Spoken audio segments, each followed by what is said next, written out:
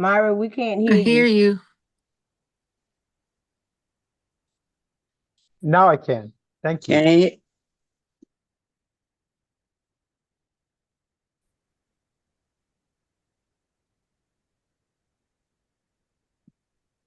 Are folks able to hear Myra?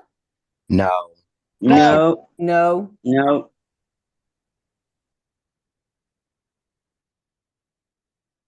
I didn't hear her either, Kelly. Myra, I recommend No. perhaps turning off your screen to reduce the pressure on your bandwidth, on your internet bandwidth.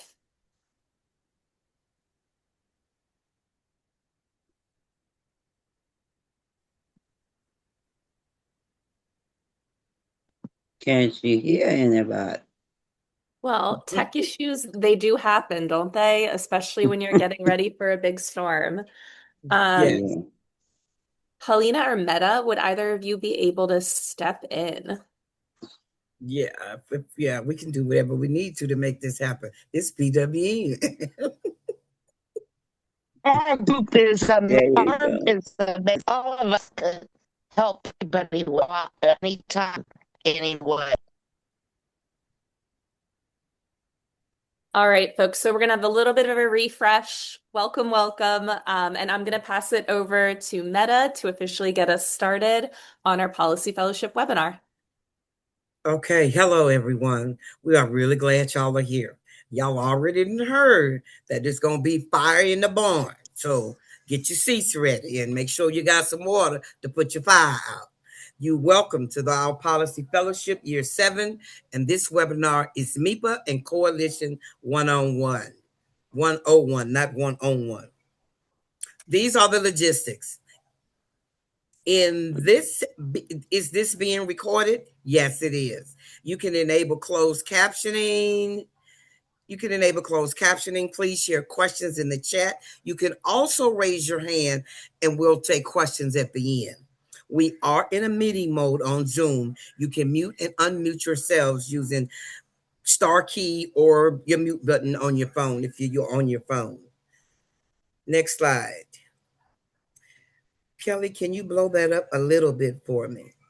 I unfortunately cannot blow up my screen, but Hold on. I think I will I go ahead and can. read this if that's helpful. Yes, that would be helpful. Thank you. Yep. So Positive Women's Network is the only national membership body created by and for cisgender and transgender women, gender diverse people, and trans people living with HIV in the US. Since 2008, our members have created a unified voice and built collective power for women, gender diverse, and trans people living with HIV. We believe firmly that racial justice and gender justice cannot be divested. They cannot be separated from the HIV response. And we ground our work in our collective liberation.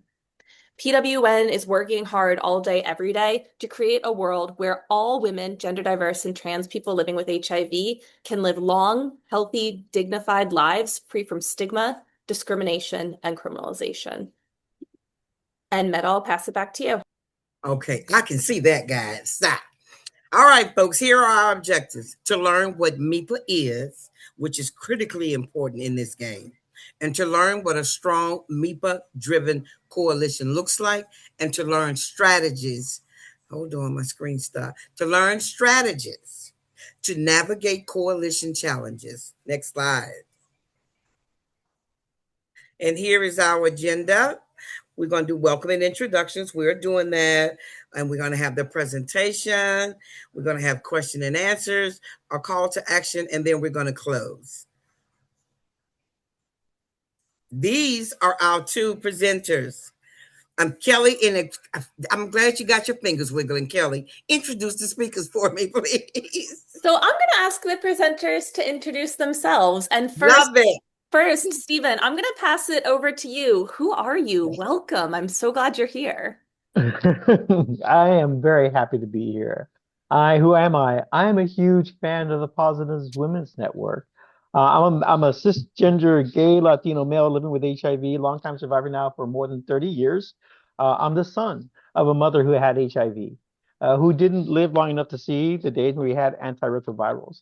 And one of the reasons I have so much profound respect for the Positive Women's Network is she said to me once in a support group, back in 1993 or two, when she noticed that there was two other women in the support group. When there was usually she was the only woman in that support group back in the early 90s as a woman living with HIV. And that night she noticed two, and she leaned over to me and said in my ear, "Mijo, we're going to have so many women living with HIV. This is just going to get bigger." And then I took a big break from HIV after she passed away and trying to get to grips with my own diagnosis. In 2002, I read in the Science Times, New York Times, about the noticeable increase of HIV among women and how long it had been going on for more than just that century, essentially. And the first thing that popped in my mind was, excuse me, I'll try not to curse. Who is who's doing something about this? Where is everybody? When I went to my old address books, we didn't have phones to keep our numbers in there. I had a little black address book to call advocates I knew from back in the 80s and 90s. Some of them had passed away, some of them had moved on. And that's what galvanized me to get back into this. And I remember meeting Nana once in DC after AIDS Watch sometime in 2012, I think, or around there. And they were talking about, I heard her, I read a, I forget what it was, the Wolf and Dove or the Hawk and Dove, I think it was. And we were having a conversation. And that's when I really started learning more about the Positive Women's Network. So I've been big fans. And if it weren't for the Positive Women's Network, we wouldn't have the Texas Strike Force.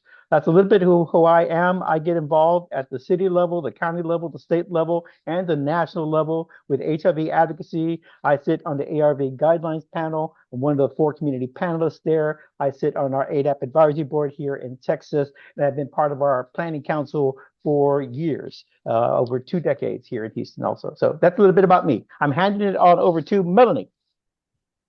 Beautiful. Thank you so much, Stephen. You say you're a fan of PWN. I'm a huge fan of the Texas Strike Force. I think that that is a coalition that truly lights the way for what like MIPA-driven coalition work can look like. So I just am really honored to have you here. Love And y'all. now let's pass it over to Melanie. Melanie, come on, join us. Tell us about yourself. Welcome. Yes, my name is Melanie Reese. My pronouns are she, they. I'm executive director of Older Women Embracing Life in Baltimore, Maryland.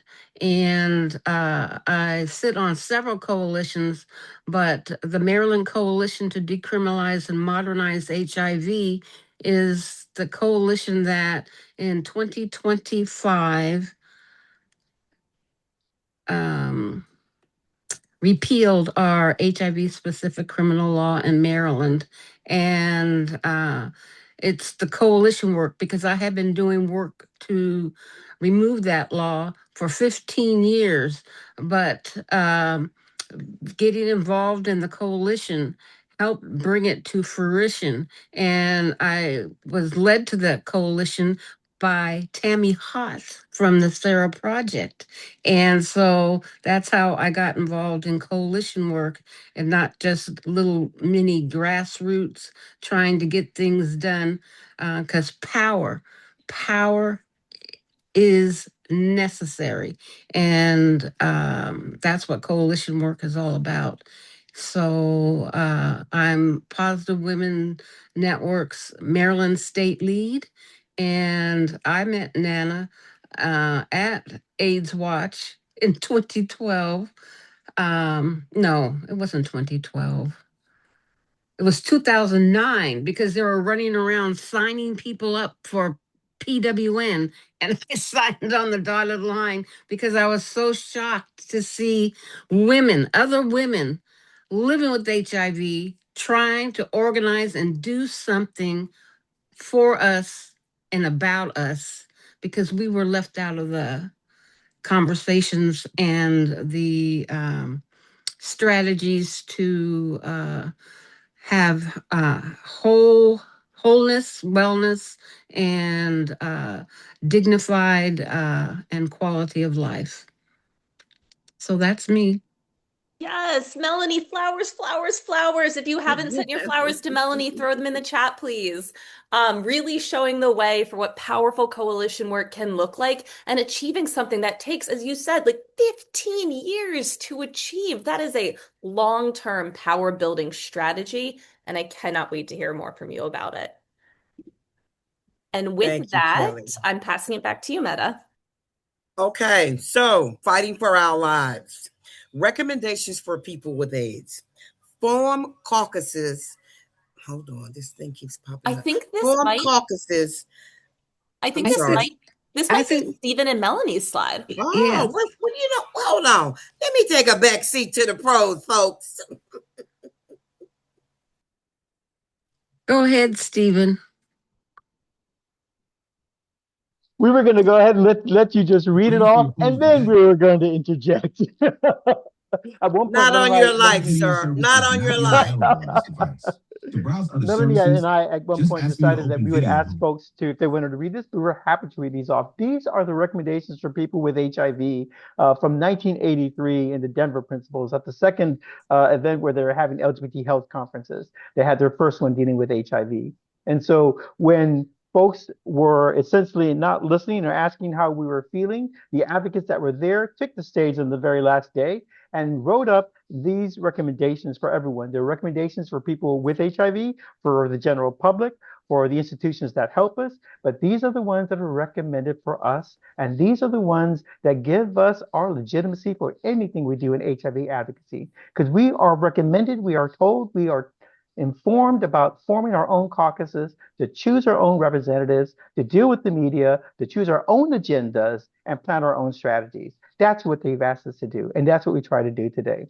We are asked to be involved at every level of decision making and specifically serve on the boards of directors of the provider organizations that are meant to serve us.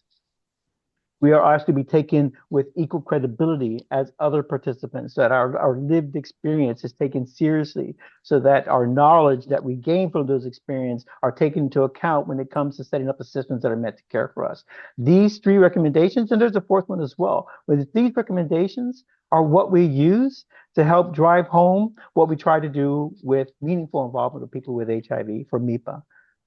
Did you want to add anything to that, or did you want to take over the next one, Melanie? Well, I wanted to say something here. In the beginning, the Denver Principles, I had a block to the Denver Principles because I didn't see myself in those demands and recommendations because they were made by the LGBTQ community, and I'm a cisgender heterosexual Black woman, and I didn't see any people of color either until I grew up and began to evolve in my maturity as an advocate. I realized that it was me represented in there because I'm living with HIV. So I had to open my heart, my mind, to feeling included, because this is the basis of MIPA. Right. From this, we got greater involvement of people living with HIV. We can go on to the next slide. And from that, we ended up with MIPA. When JIPA was introduced, JIPA and MIPA are mainly known on the JIPA principally on the international global level. But when they were first introduced, people were fine with inviting us to the table and everything and having us share our traumatic stories. But sometimes we weren't invited to give recommendations on what we could be doing to improve things for ourselves. We weren't allowed opportunities to give our own perspective on whatever policies, or if there are advisory recommendations we're about to make. We weren't invited to the table for that part. Essentially just to hear our stories and try to build something for that without our real input on the effect on our lives. And so that's when the meaningful part of being involved with people living with HIV comes into play. That meaningful part is it's more than just having us at the table and hearing our stories. We have brains, we have experience and knowledge that we can bring to bear when it comes to the policies, the systems that are being put in place, so they can work more and better for people living with HIV. And so that's the meaningful part, where we not only get to share what effect HIV has had on us, but we get to share what we think needs to be done to help us and be a deciding factor in making sure that gets done. That's meaningful right there. You have a say. That's meaningful. And I would say MIPA not only is more involvement in the decision making, setting priorities for disbursement of resources, priority setting and resource allocation, and determining what the standards of care, all those things that impact our lives need to come from us, not Right. from providers and not from interested and empathetic members of the community who don't have lived experience. And MIPA to me also comes with economic justice, not Right. a gift card, not a boxed meal. There needs to be some compensations because our stories are powerful, often traumatic, and we need to be compensated for being re-traumatized by telling them. And that we are subject matter experts, SME. Start putting that behind your names. We are subject matter experts. And to me, that is as or more important than other academic letters behind people's names. Absolutely. That SME, subject matter expert, that is the fine tuning to any policy, anything that's put in place to help us with our input. That's the fine tuning to make sure it truly works for us. That's the piece that we play right there. That's a practice. MIPA, JIPA, putting the practicing, living out the Denver principles. It's not just values that we hold as people living with HIV. These aren't just principles. These are practices that we have to instill in ourselves, that we have to practice. We have to encourage ourselves and get ourselves to say things and put ourselves in those places where we know they're talking about things that can affect our care. We can go on to the next slide. It's not just a principle, it's also a practice. That's one thing. If there's anything right there, MIPA is not just a principle and value of people living with HIV, it's something we practice. And so when I wanted to encourage everybody to go listen to the Barb Cardell's and Kamara Lafrie's webinar about MIPA 101 and coalition building. What I've done with this slide, because I didn't want to go to that whole slide, but they have so much rich history in that. You really need to go to it and hear it out, and then come back to this and hear a little bit more about how we piece that together. We had this, Melanie and I wanted to have this slide so we can show how it all builds on each other, essentially. The Denver principles came first back in 1983. This is when we were basically not just given permission, we took that right to speak for ourselves so we can have some things done the way we need them to get done to help us. We demanded control when we took that stage. That's a way of demanding control over an argument, over an agenda and strategies. Challenging systems that treated people living with HIV as patients. Once we took that stage and gave those recommendations, we were no longer patients. We were giving them some consultation, some advisory role stuff going on there to let them know what we needed to have in place to help us live longer with HIV. And then how it influenced JIPA and MIPA. JIPA, when we mentioned about that, people did bring us to the table, but we didn't have much more to do beyond that. It was the MIPA part, requiring that power be shared, that decision-making be shared, not just symbolic, that we have to say yay or nay to something and then have it done. When it comes to MIPA, it's really that decision-making piece that I think plays that big role. It's all of it. It's not just our telling our own histories and what we've gone through, but what we've learned through it and what we think needs to be done, and then voting to make it happen. That's what I think is the middle thing for what MIPA demands. Did you have anything to add to that, Melanie? I think there was something you had there. The graphic that you see, nothing about us without us, and that is for us to decide what is going to happen to improve our lives, our health, and our well-being. Nothing about us without us. And the decision-making roles, not consultation, not advisory. They want us to be on advisory boards. Advisory boards, yes, you can give advice, but you don't have a decision-making vote to steer the direction of where this particular organization or group is going. And board seats, policy influence, and agenda setting authority is, you can't have it any less than that, because our lives are precious. And in the current climate that we are living in, they are trying to erase us. And Yep. if we have a board seat or we are in a voting decision making position, we can make change, positive change for us. And like I said, lived experience recognized as expertise. I can't say that enough. Exactly, exactly. So we can on to the next slide, because when it comes to MIPA, essentially the way we know it's working, we have to look at who's at the table. Who is creating that agenda, essentially? Is it people living with HIV?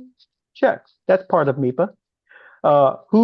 When it comes to funding, who's controlling that funding? Do people living with HIV decide where we want to spend money, how and where? If so, that's MIPA in practice right there too. Um, who has that final say when it comes to voting? Do we all sit and we all have a vote, and then that's that final say, or does that become a recommendation to somebody that somebody else has to then vote on, and that's their final say? Who has that final say?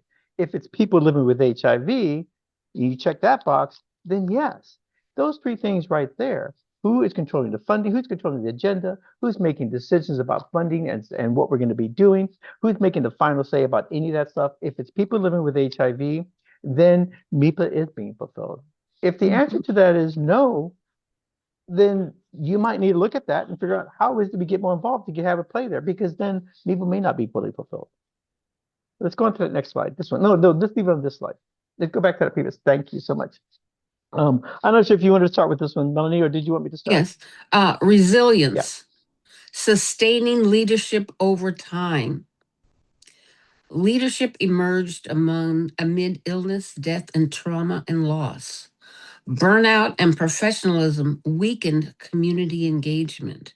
Institutional commitment to PLHIV leadership has been inconsistent. We cannot have that.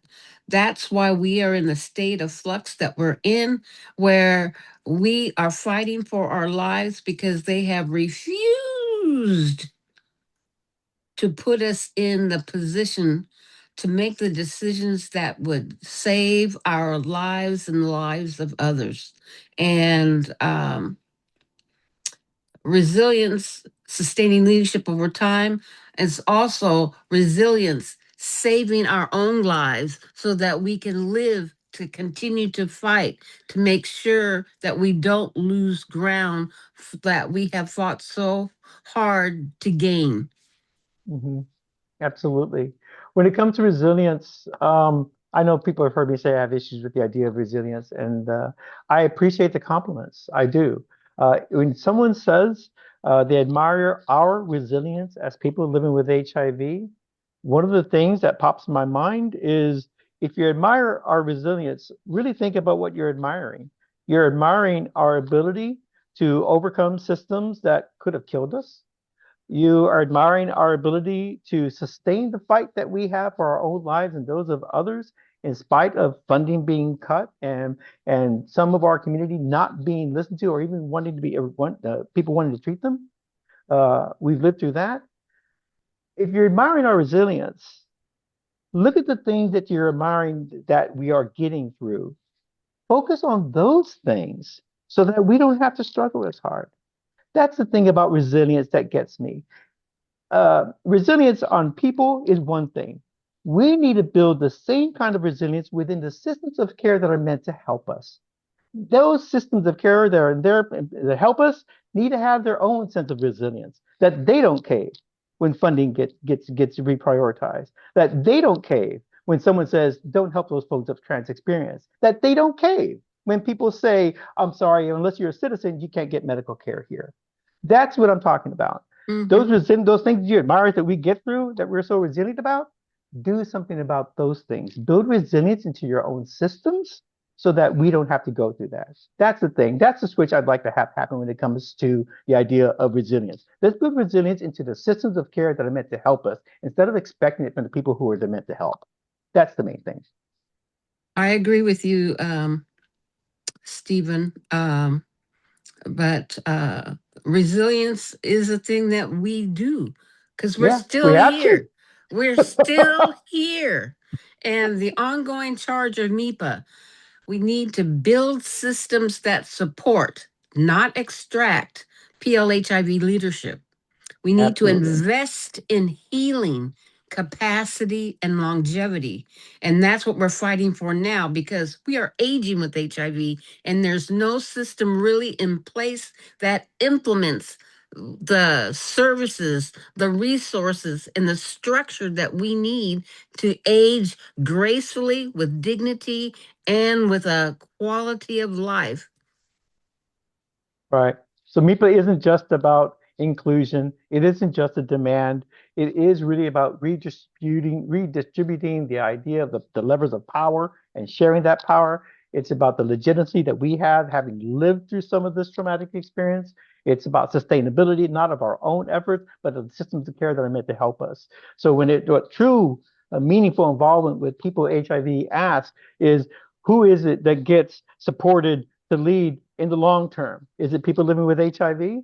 Who is it whose leadership is really protected when it comes to some of the decisions that need to be made? Is it the folks that are most affected? What systems help people living with HIV not just survive but heal? Not just survive but heal, because that's another piece that we need to get through as well. So at its core, it's not, MIPA isn't just about participation. At its core, it's both a principle, like I said, and a value and a practice that we engage in our struggle towards power, towards building equity, and our own collective resilience. That's what MIPA is. Before we leave this slide, see the graphics. A lot of these national awareness days are no longer on the websites because they're erasing. It's another attempt at erasing those of us who are Black living with HIV, transgender persons. Um, I can't read Youth, the women and girls is no longer on the national calendar. Neither is right. national youth. No, national youth is there. Is Women and girls is not. that is still there. National Latino AIDS Awareness Day is no longer there. Neither is Hmm. National Black HIV AIDS Awareness Day. Right, HIV and long-term so survivors, I think, is. it still is, Yeah, but for now, it right. still is. Exactly. But The age-related ones are still there. The race and gender-based ones are not there. That's the line of distinction. yes, So yeah. so yeah. Next slide. And I said this. That's why I kept on saying it, because I kept on seeing it Mhm. on the next slide coming up. Practice. It's both a principle and a practice. So yeah. But what are we practicing, really? And it's these things. We say that our lives, we need to have a say in the decisions that affect our lives. That's self-determination. So what we're practicing is self-determination. And what we're practicing as a group is a collective self-determination, where decision-making power isn't just like one group of people, it's a community of people that get to decide. We're power building from lived experience. All of the trauma that we survived, that we can then turn into something that can help someone understand why some things need to change. Those strategies that we develop along those lines, turning all the harm that we've experienced into some kind of collective wisdom, and that we can then leverage to make some change. That's what we do with that. Every experience we have creates a credibility. It is earned through everything we've gone through. Uh, and we have used it to challenge institutions. One of the reasons the Reinhardt HIV/AIDS program has those supportive services there, not just like just your healthcare, is because of our own experience coming to bear about saying this is really great, but without addressing these other issues like transportation and food and childcare and mental health, and so, then it's not going to get us anywhere. We challenge those institutions, and they put money into that program to help make sure that those funds are there to help out, to get the best benefit from that program. Collective resistance. We, lots of times as advocates, and Melanie, help me out with this one a little bit. We tend to think sometimes that we fight alone. It's another reason Yes. why it's good. It's another reason why it's so good to join up with people like the Positive Women's Network, the Texas Strike Force, the National HIV and Aging Advocacy Network, the U.S. People Living with HIV Caucus, because you're not alone in what your Yes. struggles. You're not alone in those. There are solutions out there. There are ideas out there to make things a little bit easier, but it's only our collective resilience, the things that we learn from each other, the support that we provide to each other. This very webinar is a form of that support. These are the things that allow us to step back a little bit, learn a little bit, and then step forward again when we absorb it all and figure out how to use it. This is what this is for. That's what It's always collective about resilience liberation. really means, that we are, as a group, are resilient, and it allows for people who need to step back, take a break, take a breath, uh, recalculate for Someone else moves themselves. up. Someone else steps up and it moves in without losing a beat. And then there's room for that person when they're ready to come back to step right back in and keep moving. But that's what we have to do, because it is hard labor fighting for your life when you can see that the fight shouldn't be that hard. It shouldn't be uh, that taxing on our spirit and our bodies. Um, and that's where collective resilience comes in. We have to be liberation oriented, because unless everyone is free, really no one is free. And we have to, if Right. you have one or two people in a body of people that are with lived experience, to me, that's still tokenism, unless they have a bigger role in that particular group or organization. Uh, Refusal of extractive storytelling. Some people think, hey, Right. let them tell their stories. That's their participation. That's their contribution. That's what they can do. But no, that's only a small part of what we can do. And collective authorship of our future. That's when nothing about us without us comes back again. We need to design and script what our future is going to look like. It needs to come from us, those living with HIV, because we are living with HIV. We are closer to the solutions than the other people who are out there trying to design things that are supposed to get us moving on our healthy journey. And they're leaving us Right. out. They're leaving us out. Yeah. Yeah. Through MIPA, we're practicing collective self-determination. We're practicing building power together from our own lived experience to advance the equity, the fairness, the justice when it comes to our own healthcare, to sustain our own resilience, and to face these kinds of systems and extreme environments that we're having to endure these days that were never really designed to serve us, and especially now. And so that's what MIPA is meant to do. We can go on to the next slide. This is why I really think it's important for folks to look at that webinar from Barb and Kamaria and come back and look at this and get some ideas. Because it's one thing to share the information. And when you put it into practice, you learn a few things too. Like, what does it actually feel like to be practicing MIPA? How would you feel when you do that? What does it look like? Would you recognize it if you saw it, essentially? And if you did, be able to emulate it, copy it, somehow adapt it for your own use. And so these are some of the characteristics we thought of about people, about MIPA. It does definitely mean not just our involvement, but leadership by people living with HIV.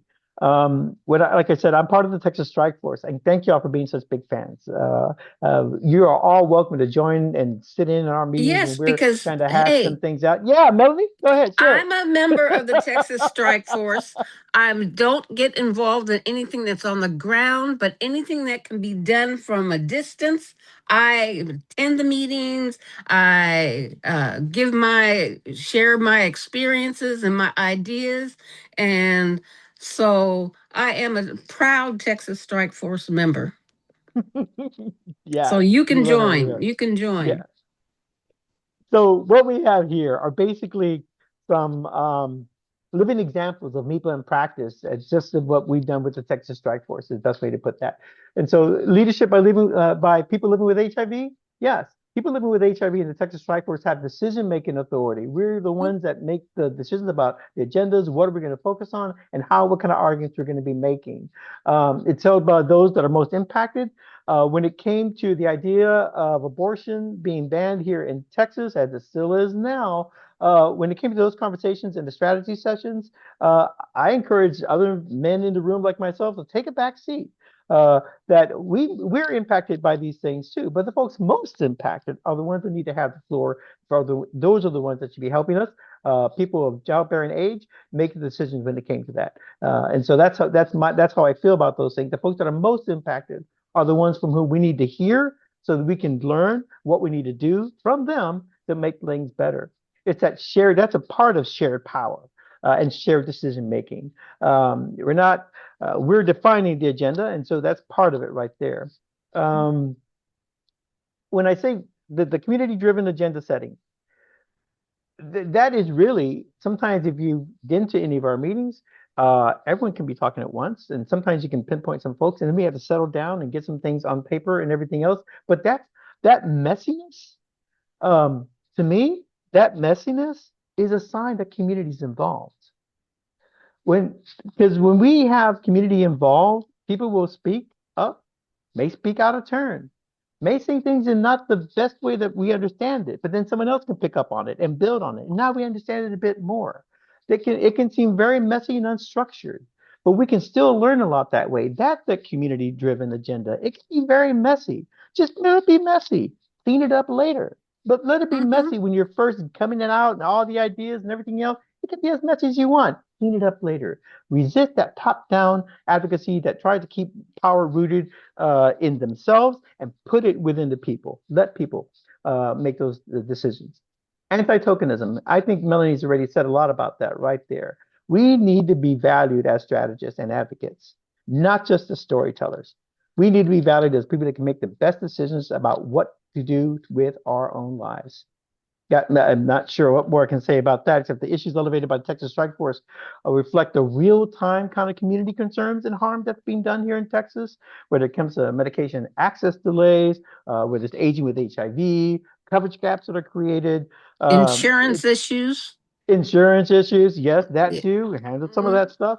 Yeah, but Yes. that's what the members are experiencing now, and not just what the funders or institutions may be focusing on. That's what we're experiencing. So those are the things that we focus on. Yeah. And just say a little bit about that's your Texas Advocacy Day. Oh yeah, the photo. Yes. I forget what year. Let me see. It was probably not the most recent. It was probably 2 years ago. Yeah. I really don't know. No, there's Allen's in it. So it was probably about not this session, probably not the previous session, but the one before that. Yes. As I people would think living with so. HIV, as people living with Yes. HIV, y'all know how we tell time sometimes. We look at our photos and group photos, and we tell time by who's no longer in that photo. Right. Who's no longer in the photo. And That's that's right. sometimes how we tell, when this was. Yeah. But yeah, so they have a good group of people. Texas is a large state, and it covers a lot of territory, and it's an expensive undertaking to get people who want to go to the state capitol to lobby and educate legislators. And it's lots of travel, long days, but very productive, very productive. Next slide. These are the last four for when it comes to putting these kinds of principles, the things that we practice, and say MIPA is also practice, not a principle. It's capacity building and sustainability. Really, when it comes to that building durable power, that's really the education sessions that we have.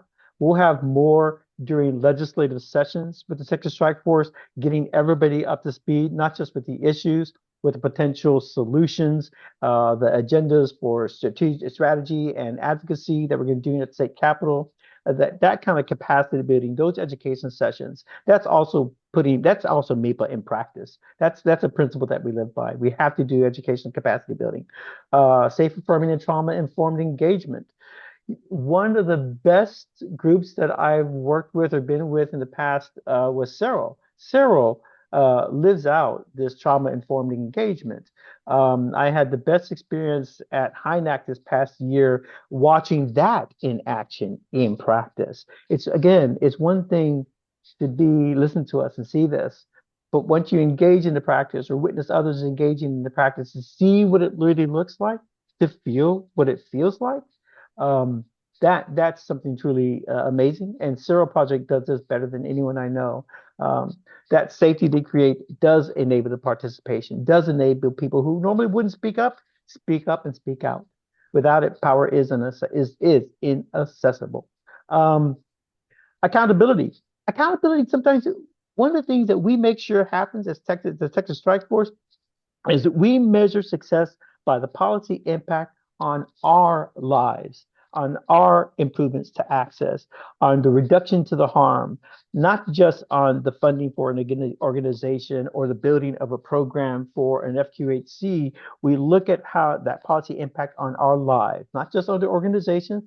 Accountability flows to the community as well, not just to your funders to do what they need you to do, and not to the systems that carry your funding to get the work done. The accountability flows to us as people living with HIV as well. We have to be mindful of the impact on us. Mhm. Power sharing without equity reproduces harm when it comes to intersectional awareness. That's part of what I mentioned before when it came to strategy session, when it came to reproductive justice and abortion. I really felt strongly that people of childbearing age have to have the real meat of the matter, the discussion, talks, sharing of information. Those are the folks who are most impacted. And so that's when I think about that, the intersectional awareness, that's part of it. It's also about noticing who's not in the room, particularly if who's not in the room are the folks who are most impacted. That's part of intersectional awareness. And then making the motions and the actions necessary to make sure their voices get heard. Invite them to the next meeting, create some space for them, meet them where they're at, all that stuff. That's what part of intersectional awareness is. It isn't just about the power sharing. It is also about being mindful of who is most impacted, and there aren't, and are their voices there. Another thing I would like to say about the Texas Strike Force is they are PLHIV led. They are PLHIV. They do the work. When it comes to bill tracking, we do the bill tracking. We do the blast out when it's time to get people to do calling their legislators, informing the community. They need to call about this. This can't happen. It is PLHIV who are doing the work. They are assisted by um, um, colleagues who make sure that we don't go fly way off the handle and stay within certain parameters, because a lot of these things cost money and we have to be kept to the resources that we have available. And so they do that, or we tell them what we want and then they'll write it up so it looks nice, and especially letters that go to the elected officials and community organizations that we need their support, either with phone calling, letter writing, showing up at voter engagement stations and whatnot. But it's that Texas Strike Force, that is anything, nothing about us without us. That is Texas Strike Force. That's how they operate. We really do try. We can go Mhm. on to the next slide. I say we really do try because it is an effort, right? Because when we talk about coalitions and power building within coalitions, um, coalitions have to exist. We have to work within coalitions. Melanie, we're just talking a little bit about this before. I'm trying to remember exactly what I said. That no single group can build enough energy and power that's needed to create the real social change that's necessary. And if you're going to be serious about taking an intersectional approach, then again, that almost right there embodies the idea of coalition building too. And so it has to be taken seriously. And because of the necessity of coalitions, we have to also realize that's what I said earlier, Melanie. We also have to realize that coalitions don't exist outside of power dynamics. Right, right. Something we have to really be mindful about. Coalitions do not exist outside of power dynamics. Oppression has been systematic, particularly with some of our partners with whom we work. It may be ingrained into their own systems. It's pervasive. It's institutional when it comes to state or even federal. Oppression can be, and it often shows up even in the most well-meaning, well-intentioned kinds of partnerships. So it's the best way to say it. I'm going to tell a story. Okay, I'm going to try to make it quick. I think this is why MIPA really matters. A few years ago, a few weeks before Texas HIV Advocacy Day, one of our major partners, our major allies, one that had funded much of the work in the past, actually, and got a lot of it done, told us we had to change the language on our advocacy materials. This was just a few weeks before we're going to have our HIV Advocacy Day. Terms like abortion needed to become reproductive justice. You remember this, Melanie. Yes. We were warned that funding could be pulled if we didn't comply with that change. We felt pressured. People had already made plans to be there. We had the buses, the reservations. The event really mattered. And so the strike force agreed. It was deeply uncomfortable for us. Yes, very uncomfortable. Emotionally, for me, it hurt. Yeah, you remember, Melanie. It hurt me. I made a point, I even said at one point in that meeting that for us to pay attention to what we were about to do, we were about to give over our own authority as decision makers to a partner who's basically saying that we have to do this or we might have to post funding. We're going to do it. We voted, we agreed to that. But I wanted us to pay attention exactly to what we were doing because I didn't want us to ever have to go through that again. So pay attention. Except that was a prelude to what we're dealing with now. I know at the national level. But I've always told that people, when Pasha came to Texas, in Houston a few years ago, I sounded an alarm bell and telling you, pay attention to what's going on in Texas. We don't want this to happen at the national level. Here we are. We said that when they were there. I said it myself.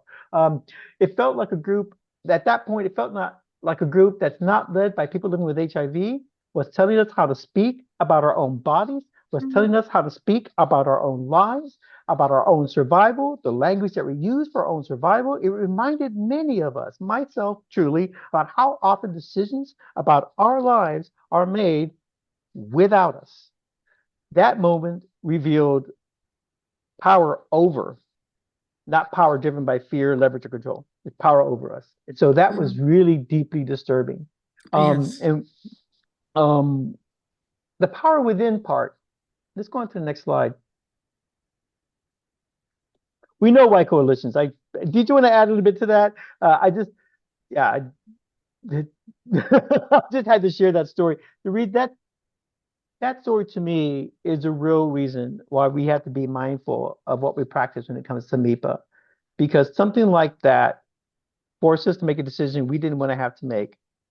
And the flip side of that is it was precisely because of that experience that this last Texas HIV Advocacy Day was completely planned and led and delivered by people living with HIV. We still worked with those same partners, but they worked in partnership and in support of us. Yes. We set the agenda. We made sure that the issues were done with our own language. That will never, ever happen to us again. Why coalitions? Because collective power can make greater change, especially social justice changes. As an individual, you do have power. Yeah. But your power only goes so far. Your voice does matter. So don't think if you're an individual and don't have a coalition that you cannot continue to speak up and speak out, because that is very important. But coalition add collective power, because you not only have individuals, you have organizations that are like-minded, have similar missions and goals, and have empathy for the people that they are trying to make changes for, and additional professions and skills that are needed to move the agenda of coalitions forward. Next slide. Coalitions are about building and sharing power. And that picture there, take back the power. That's what we have to do. We have to take back the power, because the power belongs to us, not them. Yeah. And when I say them, it's all those individuals, organizations, groups, government agencies, health departments. There's a whole stack of people that are really working against us, because they're only working for the funders and not the people. And sometimes, for instance, like insurance companies, they're for the bottom line and not the people. So you have coalition building can help stave off some of that negative and dehumanizing practices that occur, especially for those of us living with HIV. Next slide. That experience I relayed to you a few minutes ago, what we learned from that was transformative. Like I said, it's the reason why people living with HIV and did that whole planned it all and did it all when it came to Texas HIV Advocacy Day this past time around. When people living with HIV, when we're forced to fight in ways that are not our own, that don't come from us, we're put at a disadvantage, essentially. We have to fight the ways that we know. And so when someone comes to us and says we got to change the language at the last minute, you're asking us to change our fight at the last minute. That's going to put us at a disadvantage. You fight your way, let us fight our way. The two different styles will give them two different things to compete with. I think we have more chance of winning that way. Let's see, power and oppression. Our partners might be pretty good at protecting their institutions, but we're really good at surviving stigma, navigating healthcare systems, losing friends, and still fighting for our futures. So one thing I have to say about the power and oppression, we have a power within ourselves that's built on our own resilience that's been proven over and over again. It's our own self-determination. That's part of the power that's within us, and our own lived truth. The fact that we are still here in spite of these systems not meant to serve us, that's a lived truth. That's an evidence of the power we have within ourselves. And so that's what we use when it comes to changing systems around us. Okay, but this power right here is talking about power over. Right. Power over. There are a few who want the power over the many. Driven by fear. Yes. Like our president right now. Fear, leverage, and control. Fear, leverage, and control. Yes. And so when you're in a coalition, you want to avoid as much as possible power over, because coalitions should work where the people who you are working, like for instance, DCRIM, it's HIV positive people. It's people who have substance use issues. It's people who are sex workers. They should have the power to drive the agenda, to drive the work, to drive the topics to be to educate the legislators and the general public and the staff of the elected officials. But this is the power. Oh, this is how we see it working, and this is how we're going to go about it. And patterns of punishment. We are in a carceral environment where everything has to have a punishment, and it should not. We need to get away from that. And oppression. Those who are in the power over are oppressive. Systematic, that systems over undervalue certain people. Those living with HIV and all their um ins- I don't know why I can't think of the word right now. Intersecting issues. We're those I was certain gonna say people. intersectionality. Yes, Yeah. intersectionality. Yes, we're those certain people. Right. Pervasive. It's literally everywhere. There is no place it doesn't exist except maybe within our own homes, our own little groups that we're in. But power dynamics, that's it's pervasive. And institution reinforce all the isms that exist. Mhm. They reinforce them.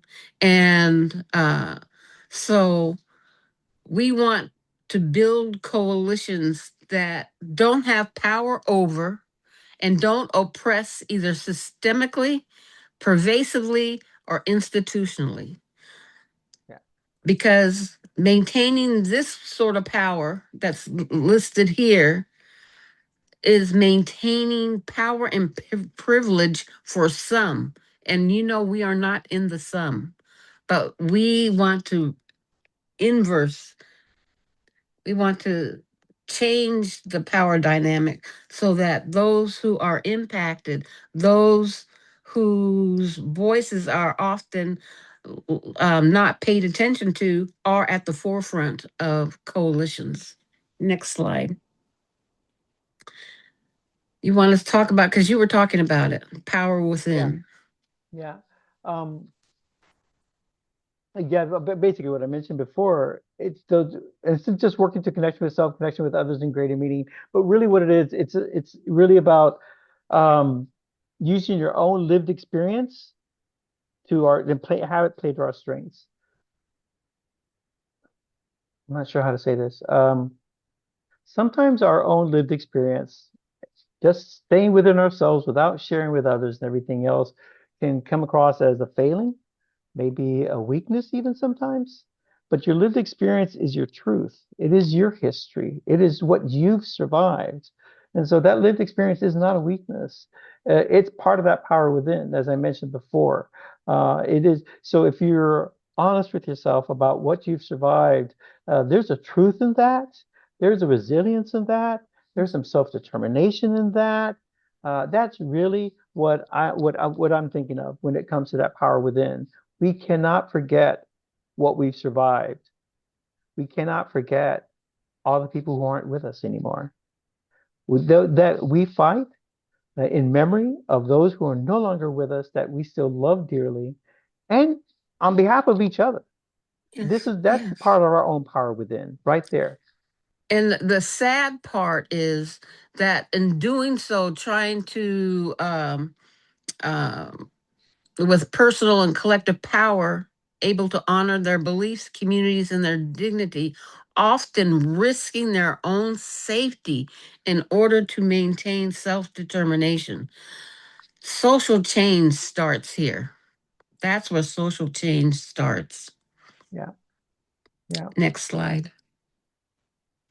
Ah, these are good things. So if you're thinking about creating your own kind of coalition or being a part of one, let's say there's a cab at a clinic where you go, see if it's MIPA driven. These are ways you can try to figure it out.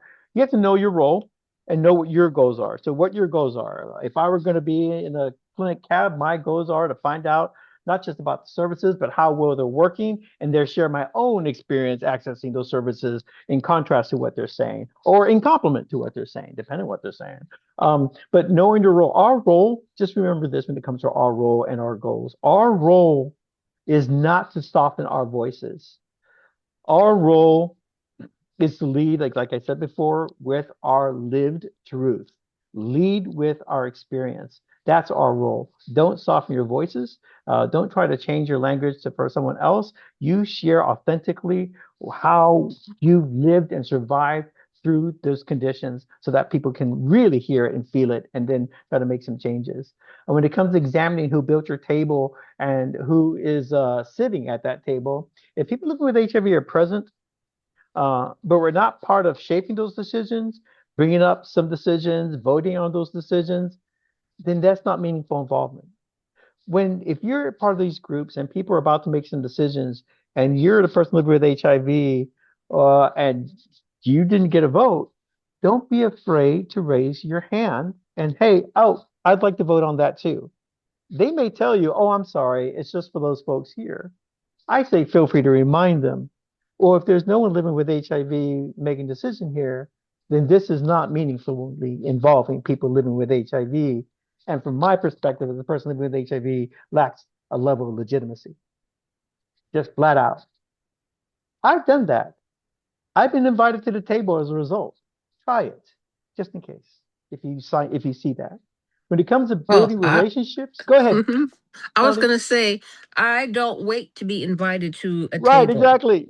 I go to if I hear a meeting is going on and I know for a fact that they are not including people living with HIV, although you it's know I'm like there. HIV researchers or HIV new investigators, I get myself at the table and I ask questions and I tell them I'm a person living with HIV. How come you didn't ask me first or others like me 1st before you decided what you were going to do your research project on? And hey, when you get results, when are you going to implement them? When are we going to see the fruits of what you did without us in clinical or in settings or elsewhere? So yeah, I don't wait to be invited. I just go and sit and Yeah, speak up. I'm not silent. exactly. Mm-mm, Exactly. mm-mm. Yeah. I'm And right there with you. yeah, that's the way to uh um well, it's building bridges to the gaps that exist. Yeah. They might not want it, but they're going to experience it until they accept it. How do you know it says build relationships, share power and knowledge. One of the things I try to keep gauge of when it comes to is this relationship worth building? Is it really working? Are we really sharing power here with people living with HIV?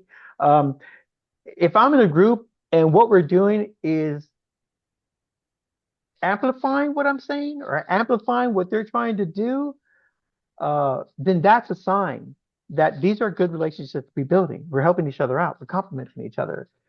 If I'm in a group and people are trying to get me to sanitize what I'm trying to say, well, maybe if you said it this way, oh, do you really mean? No, I Then said what that's I not a good said. relationship.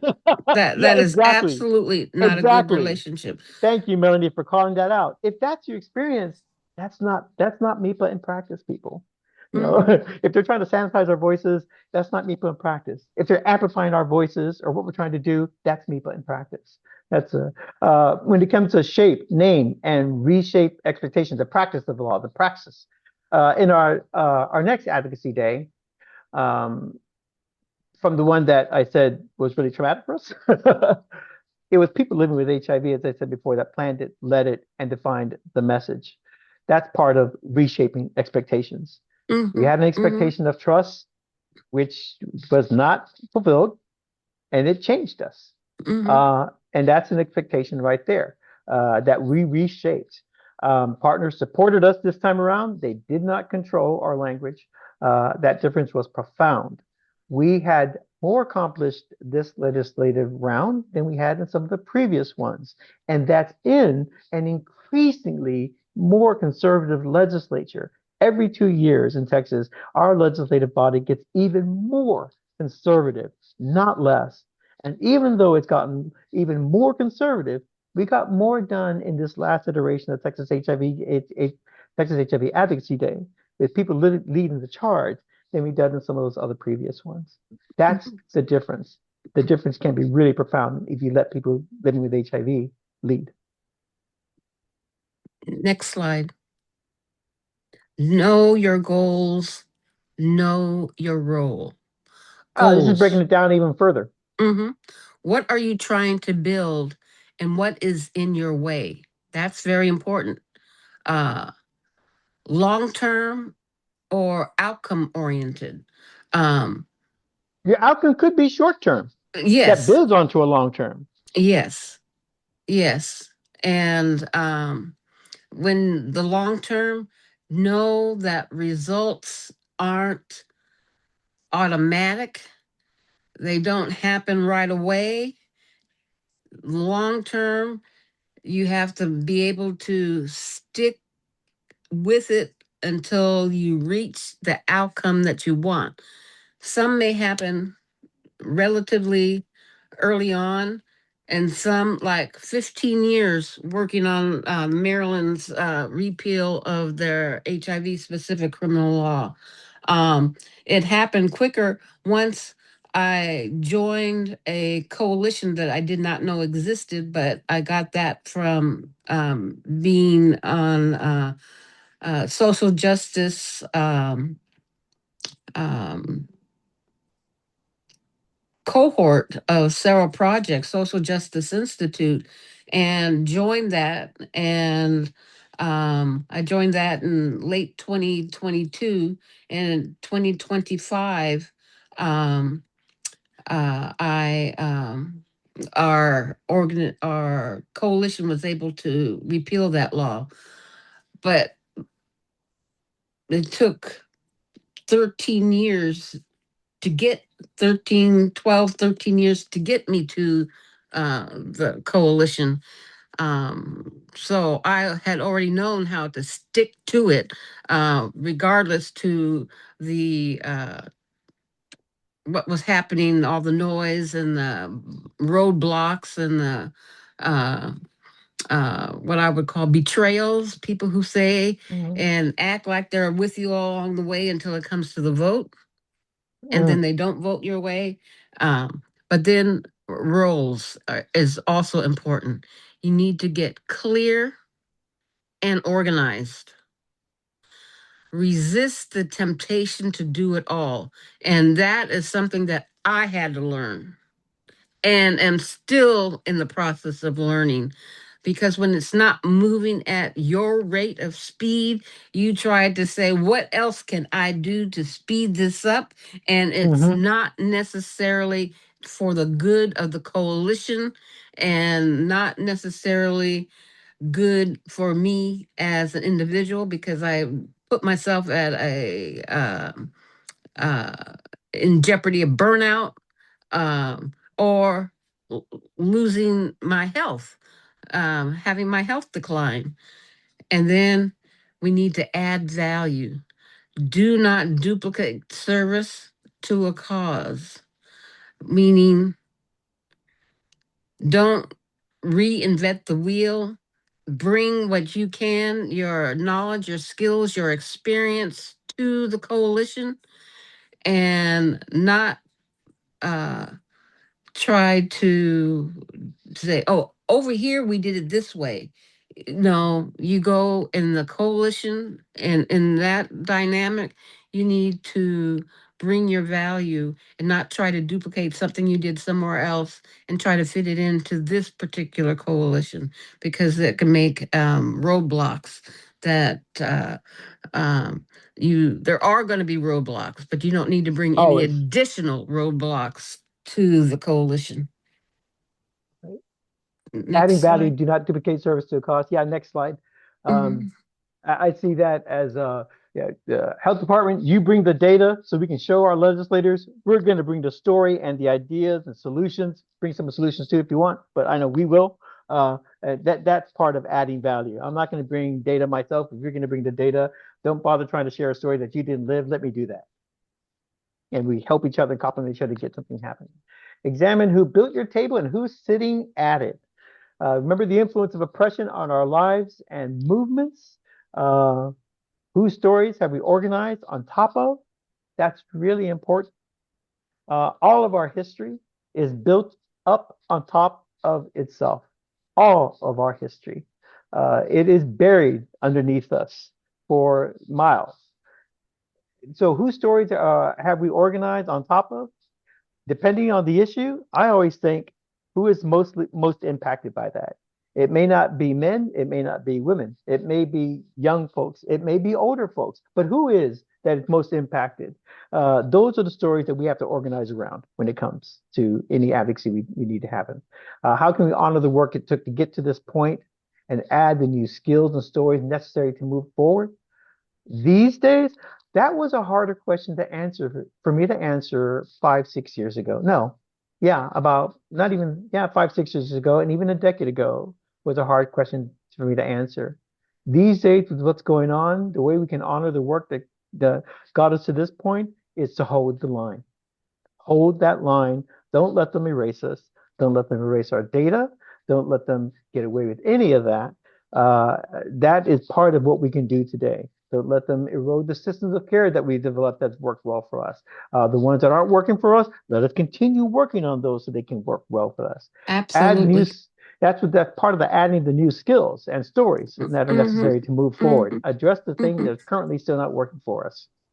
Just like, for instance, an example is in the HIV and aging movement, we have to remember the dandelions and the lifetime survivors because they are aging too. And we are already having difficulties getting the screenings that we need, referrals to the specialists that we need as we are aging with HIV. And we are 50 and older. I'm 73, so I can get geriatric services because I'm in that geriatric category. But the lifetime survivors and dandelions are experiencing those same symptoms and arthritis and bone loss and all those things, and they're not able to get screenings because of their age, their chronological age, because they don't believe in the biological age that we have accelerated aging and all. And so one of the coalitions I belong to in Maryland is Maryland Coalition on HIV and Aging, and we're bridging gaps between Ryan White and aging services, and we make sure we include dandelions and lifetime survivors in everything that we are doing to inform the age-friendly services. We are coming. You need to know how to take care of us. We are coming for your services, and you need to be ready. And also, we have people who are under the age of 50 who are aging and need the same services, and we have to figure out a way that they can be included without having to their health decline and their ability to engage in life and in fighting for their lives. Yeah, yeah. I'm not sure how much time we have left, Kelly. Do you want to go to questions? How many more slides do we have? I think this is your last one. That's what I thought. Yeah. Okay, good. So, examine who built your table. Examining who built your table. Really, really. That's really important. Because it can determine is there big enough for everybody that's necessary, essentially, and who's sitting at it, essentially. What identities do we need to center? Again, when it comes to those issues, And if you're serious about taking an intersectional approach, which is absolutely necessary, I say, then it also necessitates the building of coalitions and then recognizing the group dynamics, the power dynamics that exist and navigating through those. So whose identity do we need to center in that morass of information? For me, it's usually easy. Again, who is most affected by what's about to happen? Those are the folks we need to center from the most affected and then move our way up. If it's something around medications and an ADAP program, that's going to be people living with HIV, more specifically, people who don't have health insurance or who are underinsured living with HIV who use that program. Even more specifically, you can start looking at if a change is going to remove a group of people because of their income, or there's those people that within that income bracket that are going to be affected. So that's what I mean by centering. When if it comes to ADAP, it's all of us, but then look at those details to see who is it impacting most seriously. And if you can't figure it out, start asking around and listen to people's stories. You'll be able Absolutely. to tell really quickly who is being most impacted by this. Those are the folks that we need to center. What Mhm. skills do we need to achieve our goals? Like I said before, education. It's about level setting, about recognizing what's about to affect us, hearing from the folks that are most affected, listening for some possible solutions within the stories and experiences that people are sharing so that we can achieve our goals. When it comes to equal influence, access to information, and skill building, that's one of the reasons we'll have these education sessions via Mhm. webinars. Yes. Uh, for a variety of reasons. We used to always do them in person. COVID taught us the functionality of webinars, and now we do them via webinars. We don't have to risk people going out in the weather. And in this day and age, with the political climate that we have, for some of the folks living with HIV who might have to deal with immigration issues, we don't have to risk their safety, and they can still learn and be Mhm. brought to speed with what needs to happen. Absolutely. So yes, Absolutely. so equal influence, access to information, and skill building, that comes with training, capacity building, that's education, that's webinars. We have to do those to make sure that people are prepared. Yes. Okay. Next slide. Yeah, now questions. I was gonna say we can do questions throughout, but we probably would have never finished. Sorry about that. Absolutely. Never finished. But before we go, we have call to action. We have to make sure we get that in before we leave. We Yeah. will, without a doubt. Make no mistake. Mhm. We will get the call. Melanie, I'm feeling you. I'm feeling you. We will get it in. But we're gonna take a look. I know that I can't see the chat, but I actually have a question. Okay. So when you get involved with coalition, how do you know what your role is? I mean, and let me be more specific. I am a part of a coalition, Louisiana Coalition on Crime and Health.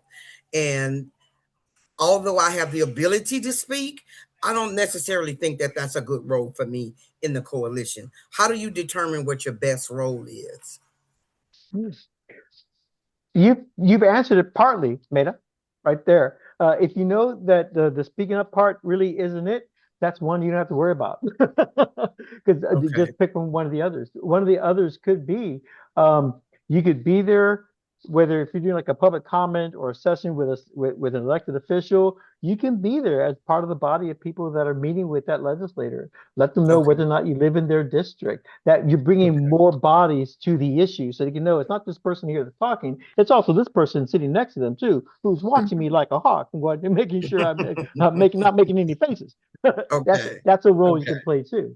The idea That's of the beautiful. watcher, the paying attention, who's really asking good questions when it comes to those folks, who's making faces off to the side. That's the Okay. role you can play also, the Oh, note yeah, I taker. can do Yes. that well. Yeah. Being an observer is a role. Okay. Mhm. Being an Okay. observer Thank because y'all for that. you are listening and you are seeing.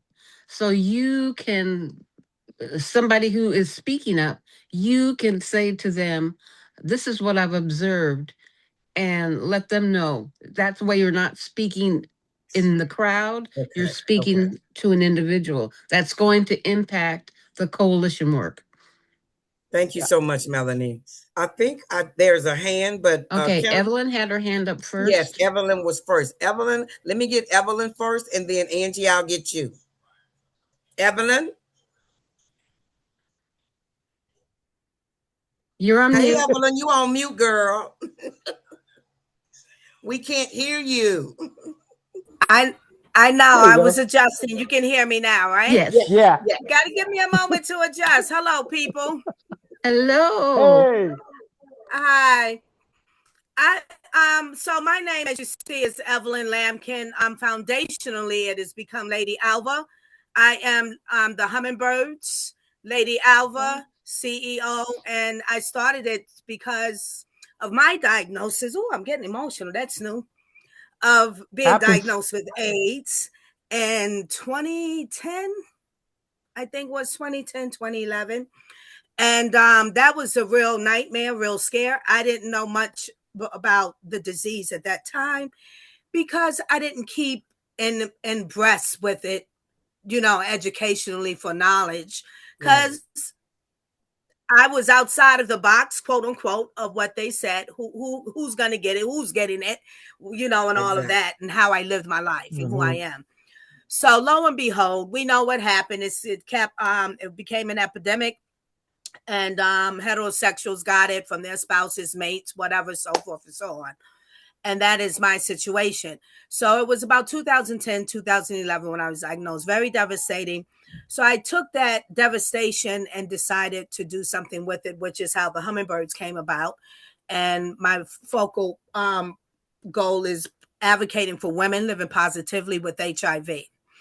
It's still growing. I'm still building. I don't rush to do anything because it's all purpose living for me and purpose objective. I move a lot, definitely through inspiration. I do a lot of other things. I'm a true hummingbird. I got a lot of feathers that I'm moving about. So but I'm that's why I'm here too, because I did see your online, since I've been on social media all over the place with the hummingbird. So of course you guys, along with a lot of others organization that popped up, so I went and joined, and this is my first time actually coming into this forum with you guys, so that's Happy good. to have you. Yes. Yeah, because I'm looking to do more and continue to do more and stay educated and informed and hopefully and to network, further on. And this is what I'd like to say based upon what I did here. And excuse my look, I had a lot going on. It's okay. But that's why I had my camera off the whole time. But I said to myself, well, if they let me speak, then I'm just gonna go in. It is what it is, and put the camera on. I think it's better if we see faces when speaking. Yeah. So in today's world, farther than what it used to be in our past, we can now change our biological appearance. But we cannot change our humanity. That is one of the hummingbird's core value that I've linked into from listening, thinking, discerning, studying. I think all people matter with any health issue. Who you are, who you've become, what you've changed into, morphed into, whether agreed or disagree. It shouldn't be an issue because we are all humans and we all deserve the same care, the same love, and the same kindness. So that's the thing I want to focus on, because I think for me, my philosophy is if I don't focus on that, then I still become part of this division that has always existed in America. Let's stop playing. Trump didn't divide America. It's always been here. America was built divided. So anyway, so True. I think for me, I don't want to play into that. I want to do my part and let's come all together. And I have some real ideas about it and things that I'm going to do. And hopefully these projects that I'm working on, which is music projects, it comes to fruition.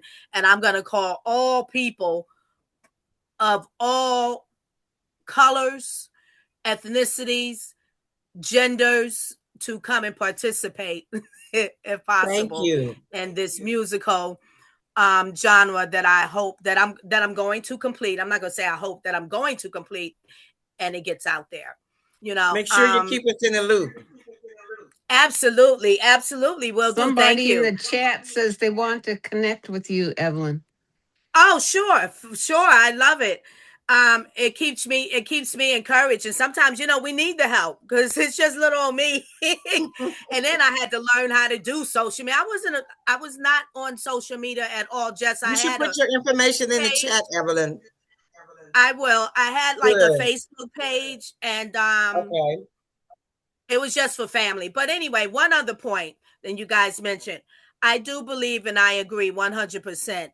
In order to put an end to anything that is negative concerned with HIV/AIDS, it is us that needs to do it. It definitely with stigma. And I've been on the radio. I've had a radio show. I've talked about these things. I have a podcast and other things too, but that's not focused on that. The radio show I had was focused on that. That's not up and running anymore as of now. But I would say, if who else is it better to attack the stigma but the people who Right. are being attacked with the stigma? We have to speak up. We have to, and that's why the hummingbird, my logo is an egg, hummingbird hovering over the egg and the hummingbird popping out. Okay. I'm encouraged to come out. Together we can do this. Yeah. Thank you, That's it. Evelyn. You're welcome. Thank you. Thanks, Evelyn. Okay. Now, whose hand did I see? Angie, was that you? Now, listen, y'all. Y'all know we got this time for I think small Nikayla. amount of time. Let me check with Kelly. I know that Angie had her hand up, but let me check. No, I'm not going to check with Kelly. Angie, what's your question? You're muted, Angie. We can't hear you. You're muted. Okay. There you go. Am I Yeah, now? there you go, Angie. Okay. Angie, ask your question. Thank you. Yeah, my question is in reference to the young lady had said exactly how I grew up saying HIV/AIDS. But my question is, who is in charge when it comes to saying that you need to eliminate or make AIDS not part of your conversation when it comes to HIV? Who is saying not to mention we shouldn't have HIV as part of our conversation?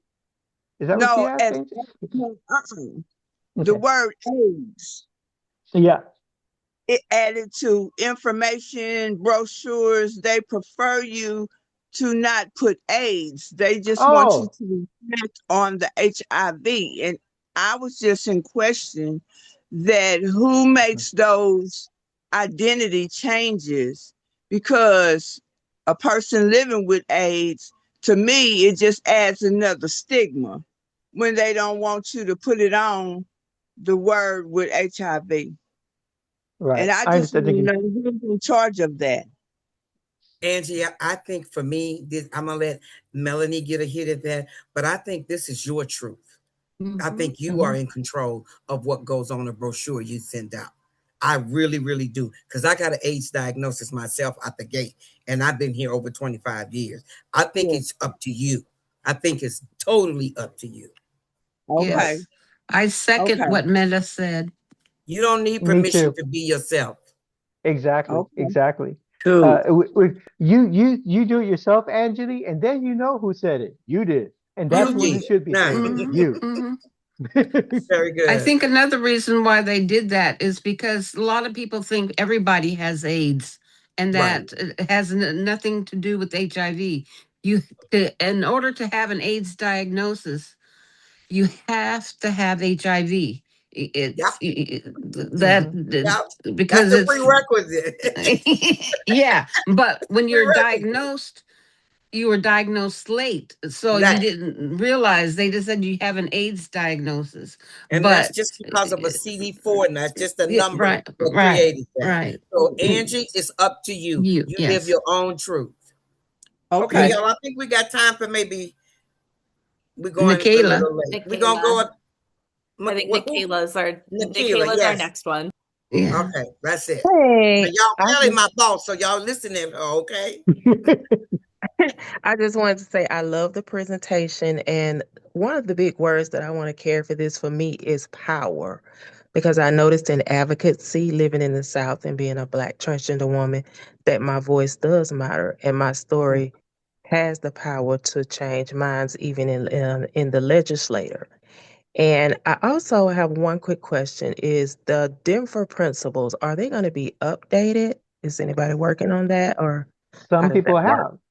have. Folks in San Francisco did, and they update them in terms of long-term survivors. That's one group.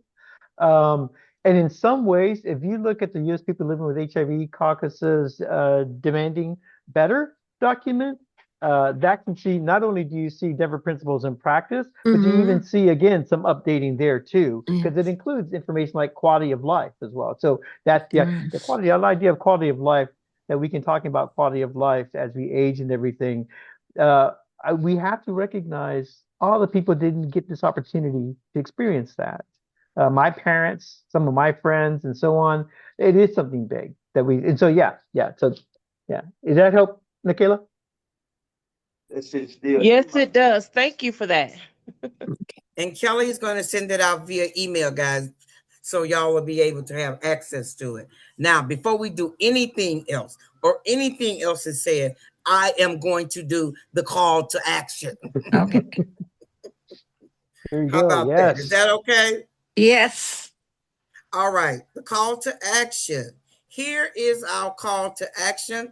I know that many of you have already heard about what's going on in Florida. So, the call in action. Florida has announced radical updates to its ADAP program, which provides people with access to HIV medication.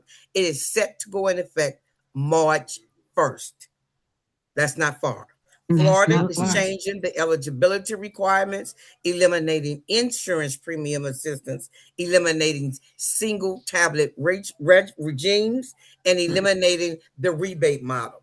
Florida has 130,000 people living with HIV, and 30,000 of those are on ADAP, and 16,000 are at risk of losing access to their medicine. Florida is claiming that this is necessary because of 120 million budget shortfall, which the state has not shared where this shortfall came from. And they're putting it on the backs of people living with HIV, and probably ain't got nothing to do with us. Exactly. So, with that being said, with y'all knowing all that, and I know y'all have been in the news and have been watching it going on, here is what we want folks to do. Hold on, folks. I have a vision impairment, so I'm blowing my screen up, but it's like telling me to go to hell. I don't know. Okay. I'm sorry, y'all. I said the wrong word. Hold on, y'all. I'm coming, No, y'all. you didn't. You said the right word. No, you didn't. That's got to be Sarah. All right. Yes, that was Sarah. Okay, so here is our call to action. If you're in Florida, contact your elected officials at the state level demanding accountability and transparency. Look up Florida House, www.flhouse.gov/find your representative. If you're in another state, contact your federal elected officials and demand oversight and accountability. In Florida, find your representative. If you're in Texas, Indiana, or this state that I live in, Louisiana, these states are expected to copy Florida. And those of us in Louisiana have been having that discussion. So if you are in any of those places, we want to start contacting your elected officials. Tell them you're monitoring and want transparency. Find who your representative is. Contact your HIV program at the State Department of Health. And y'all know in Louisiana, that's the DPH. So ask questions to ensure accountability. Texas, here is an email, hivstd@dsh.texas.gov. In Indiana, it's hsprogram@health.in.gov. And in Louisiana, it's lahap@la.gov. Those are our call to actions. Is everybody on board? Everybody understands the assignment? Yes. I wanted to get an update. I'm not sure if I can. I wanted to give an update on Texas. We just had our meeting this past Friday. Is that okay? Kelly? We are already over time. If We are folks already never want to mind. stay, you Can can you email stay. it to us? Stephen, we welcome your information. Yes. Yeah. Y'all have So been do it- simply amazing. This has been a phenomenal webinar. Melanie and Stephen, forgive my French, but y'all kicked ass. I'm telling you. Y'all kicked ass. I'm telling you. This was really, really good. Thank you so This much. was wonderful. Thank you. Y'all made this really clear and simple. And I don't know about anybody else, but just as the facilitator gave me great things to think about. Thank you both for being here. Thank you so much for having us. And thank everybody that came. Y'all Thank know you where all. Thank you.